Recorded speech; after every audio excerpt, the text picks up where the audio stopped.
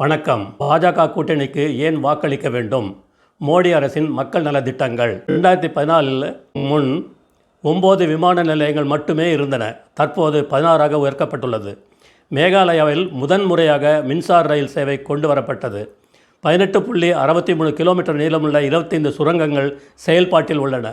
146.56 kilometre நீளமுள்ள 121 சுரங்கங்கள் கட்டப்பட்டு வருகின்றன. அஸ்ஸாம் பிரம்மபுத்திரா ஆற்றின் குறுக்கே வடக்கு மற்றும் தெற்கு கரைகளில் 5920 கோடி ரூபாய் செலவில் 73 கிலோமீட்டர் நீளமுள்ள பாலம் போடப்பட்டுள்ளது.